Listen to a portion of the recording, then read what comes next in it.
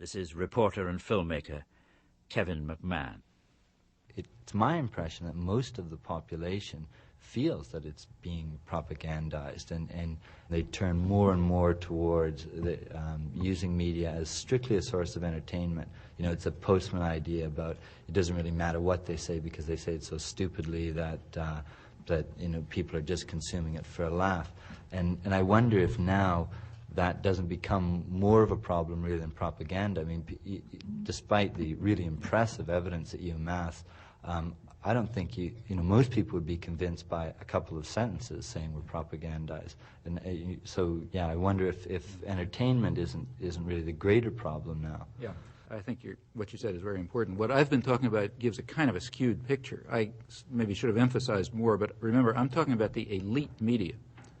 The elite media target largely educated people.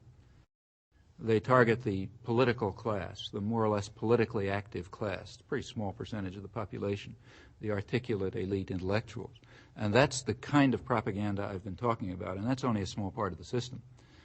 Things have to be done for the rest of the population, too. They have to be marginalized, but they're not going to be marginalized by telling them lies about foreign policy, because just as you say, they don't believe most of what they read. There's just a kind of a general populist skepticism, along with this sense that the government is run by a few big interests looking out for themselves, is the sense that the media are probably lying to us. So for most of the population, the media system is, I think, a different one. It's not just the case that it tries to entertain them. It tries to entertain them through means which will intensify attitudes that support the interests of elites. So you want, for example, let me give some cases. Take the emphasis on professional sports. Now, it sounds harmless, but it really isn't. Professional sports are a way of building up jingoist fanaticism.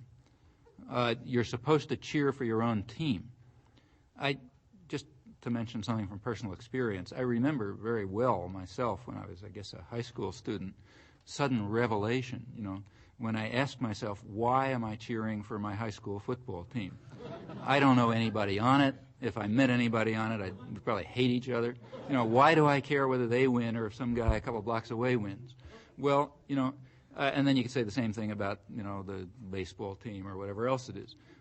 This idea of cheering for your home team, which you mentioned before, that's a way of building into people irrational submissiveness to power, and it's a very dangerous thing. And I think that's one of the reasons it's such a it gets such a huge play.